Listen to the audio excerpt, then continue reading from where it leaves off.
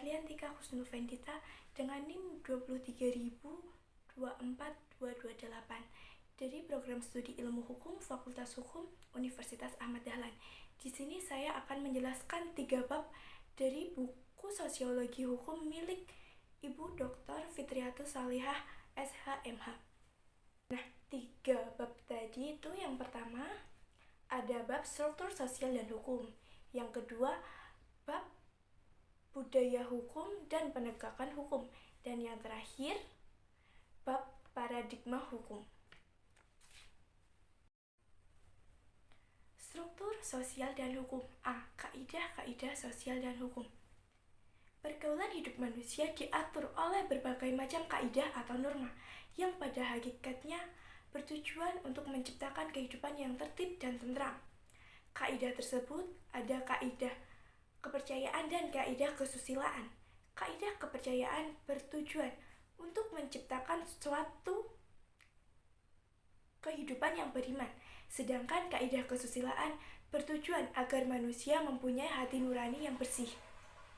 Nah, selain 2 kaidah tadi, masih ada kaidah kesopanan dan kaidah hukum. Kaidah kesopanan bertujuan untuk menciptakan suatu kehidupan yang menyenangkan, sedangkan kaidah hukum bertujuan agar tercapai kedamaian dalam pergaulan antar manusia. Ciri-ciri kaidah hukum yang membedakan dengan kaidah lainnya. Yang pertama, hukum bertujuan untuk menciptakan keseimbangan antar kepentingan. Yang kedua, hukum mengatur perbuatan manusia yang bersifat lahiriah. Yang ketiga, hukum dijalankan oleh badan-badan yang diakui oleh masyarakat. Yang keempat, hukum mempunyai berbagai jenis sanksi yang tegas dan bertingkat. Yang kelima, hukum bertujuan untuk mencapai kedamaian. B. Lembaga-lembaga kemasyarakatan. Fungsi dari lembaga kemasyarakatan ada 3. Yang pertama, untuk memberikan pedoman kepada warga masyarakat dalam bertingkah laku atau bersikap dalam menghadapi masalah. Kedua, untuk menjaga keutuhan masyarakat yang bersangkutan. Yang ketiga, memberikan pegangan kepada masyarakat untuk mengadakan sistem pengadilan sosial. Selain fungsi dari lembaga kemasyarakatan, masih ada tipe-tipe lembaga kemasyarakatan. Yang pertama, dari sudut perkembangannya, lembaga dengan sendirinya tumbuh dari adat istiadat masyarakat. Yang kedua, dari sudut sistem nilai yang diterima masyarakat. Yang ketiga, dari sudut penerimaan masyarakat. Yang keempat, perbedaan antara general institution dan restriction institution. 5. Dari fungsinya, terdapat perbedaan antara operative institution dan regulative institution. Tidaklah mudah untuk menentukan hubungan antara hukum dengan lembaga-lembaga kemasyarakatan. Namun, dalam hal ini hukum dapat berpengaruh terhadap lembaga-lembaga kemasyarakatan apabila memenuhi syarat-syarat sebagai berikut. Syarat tadi ada 7. Yang pertama, sumber dari hukum tersebut mempunyai wewenang dan berwibawa. Kedua, hukum tadi jelas dan sah secara yuridis, filosofis, maupun sosiologis. Yang ketiga, penegak hukum dapat dijadikan teladan bagi faktor kepatuhan terhadap hukum. Yang keempat, diperhatikannya faktor pengendapan hukum dalam jiwa para warga masyarakat. Yang kelima, para penegak dan pelaksana hukum merasa dirinya terikat pada hukum yang diterapkannya dan mampu membuktikannya dalam perilakuannya. Yang keenam, sanksi-sanksi yang positif maupun negatif dapat dipergunakan untuk menunjang pelaksanaan hukum. Yang terakhir atau yang ketujuh, perlindungan yang efektif terhadap mereka yang terkena oleh aturan-aturan hukum. C. Kelompok-kelompok sosial dan hukum. Menurut pendapat Aristoteles, manusia adalah zoon politikon, yang berarti dalam hidupnya, manusia selalu akan membutuhkan orang lain dalam memenuhi kebutuhan. Hal tersebut menyebabkan terjadinya social groups atau kelompok sosial. Nah, interaksi manusia berlaku timbal balik, yang artinya saling mempengaruhi satu sama lain. Nah, dengan demikian, suatu kelompok sosial mempunyai syarat-syarat sebagai berikut. Pertama, setiap warga kelompok harus sadar bahwa dia merupakan sebagian dari kelompok yang bersangkutan. Kedua, ada hubungan timbal balik. Yang ketiga, ada beberapa faktor yang dimiliki bersama oleh warga-warga kelompok itu, sehingga hubungan antar mereka bertambah erat. Yang keempat, adanya struktur. Yang kelima, ada perangkat kaidah-kaidah. Yang keenam, menghasilkan sistem tertentu. D. Lapisan-lapisan sosial dan hukum. Dalam lapisan masyarakat terdapat golongan atas dan golongan bawah. Biasanya golongan atas disebut dengan upper class, sedangkan golongan bawah biasanya disebut dengan lower class. Nah, upper class ini memiliki kemampuan akan berwujud pada kekuasaan yang dapat menentukan berjuta-juta kehidupan manusia. Dapat dikatakan bahwa kekuasaan dan hukum mempunyai hubungan timbal balik. Di satu pihak, hukum memberi batas pada kekuasaan, namun di lain pihak, kekuasaan merupakan suatu jaminan berlakunya hukum. Nah, peran hukum di sini untuk menjaga agar kekuasaan tadi tidak melakukan tindakan yang sewenang-wenangnya, di mana ada batasan-batasan tentang peranannya yang tujuannya tidak lain untuk menciptakan keadilan. Nah, dan hal ini tidak menepis kemungkinan bahwa semakin tinggi kedudukan seseorang dalam stratifikasinya, maka semakin sedikit hukum yang mengaturnya. Dan semakin rendah kedudukan seseorang dalam stratifikasi, maka semakin banyak hukum yang mengaturnya. Budaya hukum dan penegakan hukum. A. Budaya hukum. Hukum pada dasarnya tidak hanya sekedar rumusan hitam di atas putih saja, sebagaimana yang dituangkan dalam berbagai bentuk peraturan perundang-undangan. Tetapi hendaknya hukum dilihat sebagai suatu gejala yang dapat diamati dalam kehidupan masyarakat melalui pola tingkah laku warganya. Hal ini hukum sangat dipengaruhi oleh faktor-faktor non-hukum. Salah satunya adalah kultur atau budaya. Adanya kultur atau budaya hukum inilah yang menyebabkan perbedaan penegakan hukum di antara satu masyarakat dengan masyarakat yang lain. Kultur hukum berupa ide, sikap, harapan, dan pendapat tentang hukum yang secara keseluruhan mempengaruhi seseorang untuk patuh atau tidak patuh terhadap hukum. Hukum sebenarnya memiliki hubungan timbal balik dengan masyarakat.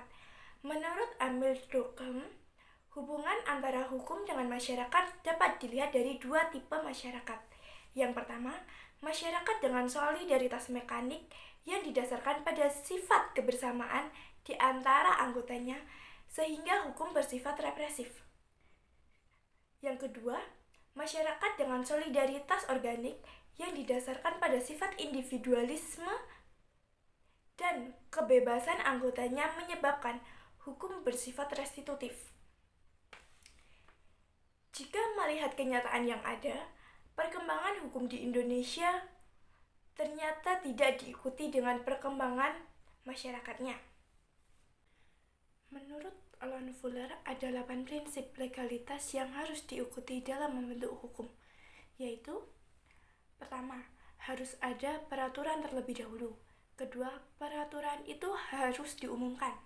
Yang ketiga, peraturan itu tidak boleh berlaku surut. Yang keempat, perumusan peraturan harus dapat dimengerti oleh rakyat. Yang kelima, hukum tidak boleh meminta dijalankannya hal-hal yang tidak mungkin. Yang keenam, Di antara sesama peraturan tidak boleh terdapat pertentangan satu sama lain. Yang ketujuh, peraturan harus tetap dan tidak boleh sering diubah-ubah. Dan yang terakhir, harus terdapat kesesuaian antara tindakan para pejabat hukum dengan peraturan yang telah dibuat. Daniel S. Lev menjelaskan tentang sistem hukum dan budaya hukum, di mana menurutnya sistem hukum itu menekankan pada prosedur, sedangkan budaya hukum sendiri terdiri dari dua komponen. Yang pertama, nilai-nilai hukum prosedural yang berupa cara-cara pengaturan, masyarakat, dan manajemen konflik.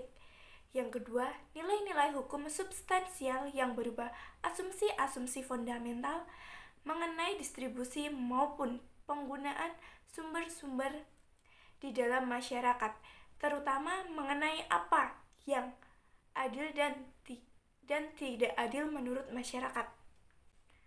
Paul dan Diaz mengemukakan 5 syarat yang harus dipenuhi untuk mengefektifkan sistem hukum. Antara lain, 1. Mudah tidaknya makna aturan hukum itu dipahami. Kedua, luas tidaknya kalangan di dalam masyarakat yang mengetahui isi aturan hukum yang bersangkutan. Ketiga, efisien dan efektif tidaknya mobilisasi aturan hukum. Keempat, adanya mekanisme penyelesaian sengketa yang tidak hanya mudah dijangkau oleh masyarakat, tetapi juga harus cukup efektif dalam menyelesaikan sengketa. Yang kelima, adanya anggapan dan pengakuan yang merata di kalangan masyarakat bahwa aturan dan pranata hukum itu memang sesungguhnya berdaya kemampuan yang efektif. Ada 3 variabel utama yang menurut Sedman dapat digunakan untuk mengetahui apakah seseorang akan bertindak sesuai dengan peraturan hukum atau tidak. Yang pertama adalah apakah normanya telah disampaikan, sosialisasi produk hukum. Yang kedua, apakah normanya serasi dengan tujuan yang diterapkan bagi posisi itu. Dalam kata lain, sinkronisasi produk hukum. Yang terakhir, apakah si memegang peran digerakkan oleh motivasi yang menyimpang atau faktor motivasi. B. Penegakan hukum. Menurut Sujono Sukamto, penegakan hukum adalah kegiatan menyerasikan hubungan nilai-nilai yang terjabarkan dalam kaidah-kaidah, pandangan-pandangan yang mantap, dan mengejawantahkannya dalam sikap tindak sebagai serangkaian penjabaran nilai terhadap akhir untuk menciptakan kedamaian pergaulan hidup.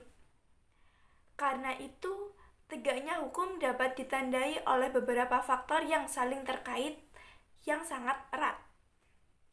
Faktor itu yang pertama ada hukum dan aturannya sendiri, sehingga diperlukan adanya keserasian antara peraturan perundang-undangan yang ada. Kedua, fasilitas pelaksanaan hukumnya yang memadai, sebab seringkali hukum sulit ditegakkan bahkan tak tertangani karena fasilitas untuk menegakkannya tidak memadai. Yang ketiga, kesadaran dan kepastian hukum serta perilaku masyarakat itu sendiri. Yang keempat, mental aparat penegak hukum. Dari penjelasan tersebut, jelas terlihat bahwa penegakan hukum selain ditentukan oleh aturan-aturan hukumnya sendiri, juga sangat bergantung pada faktor kesadaran dan kepatuhan masyarakat.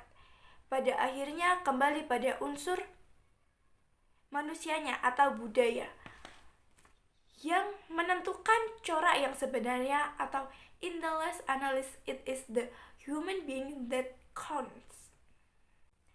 Paradigma hukum. A. Hukum sebagai sistem nilai. Hukum sebagai perwujudan nilai-nilai mengandung arti bahwa kehadirannya untuk melindungi dan memajukan nilai-nilai yang dijunjung tinggi oleh masyarakatnya. Hukum harus mampu memenuhi ukuran moral tertentu, dan ia tidak layak disebut hukum apabila memperlihatkan kegagalan sebagai berikut. 1. Kegagalan untuk mengeluarkan aturan. Kedua, kegagalan untuk mengumumkan aturan tersebut kepada publik. Ketiga, kegagalan karena menyalahgunakan perundang-undangan yang berlaku surut. Yang keempat, kegagalan karena membuat aturan-aturan yang saling bertentangan. Yang kelima, kegagalan karena menuntut dilakukannya perilaku dari luar kemampuan orang yang diatur. Keenam, kegagalan karena sering melakukan perubahan. Ketujuh, kegagalan untuk menyelesaikan aturan dengan praktik penerapannya. B. Hukum sebagai ideologi. Menurut Marx, hukum merupakan bangunan atas apa yang ditopang oleh interaksi antara kekuatan-kekuatan dalam sektor ekonomi. Paradigma ideologi dalam hukum juga dijumpai dalam bidang hukum kontrak. Hukum kontrak merupakan produk dari abad ke-19.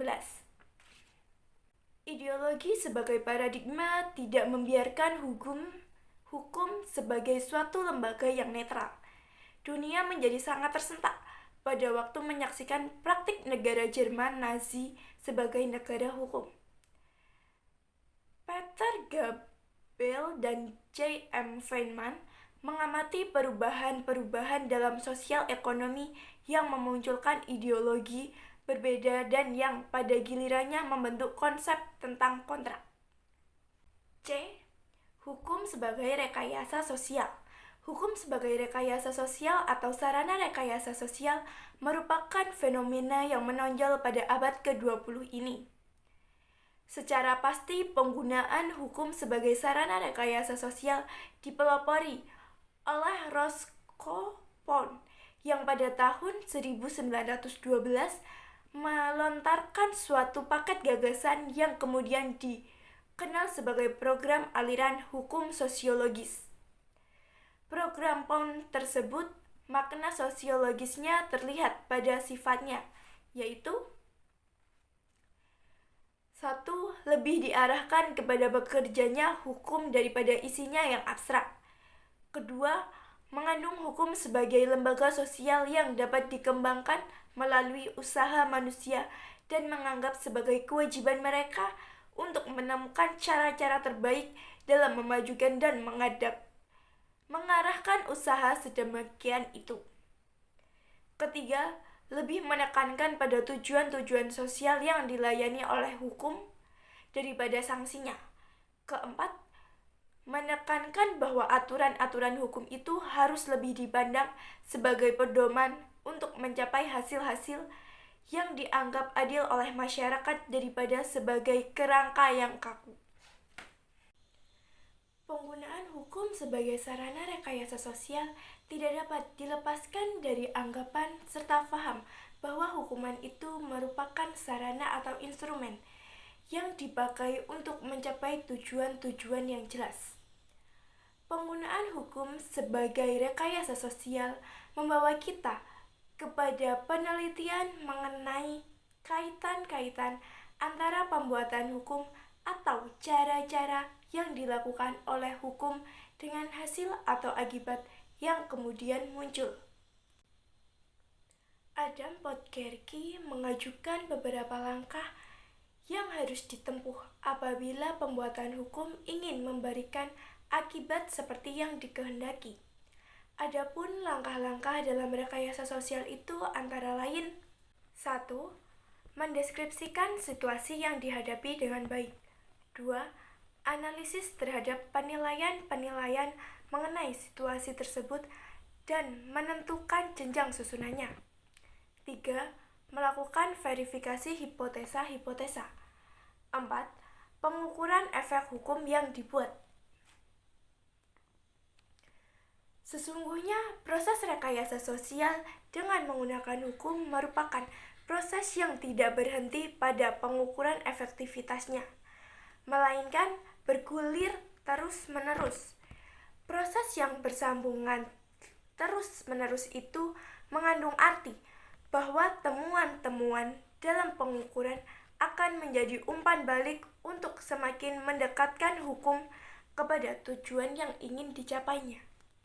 Sekian yang dapat saya jelaskan mengenai struktur sosial dan hukum, budaya hukum dan penegakan hukum, serta paradigma hukum. Terima kasih. Wassalamualaikum warahmatullahi wabarakatuh.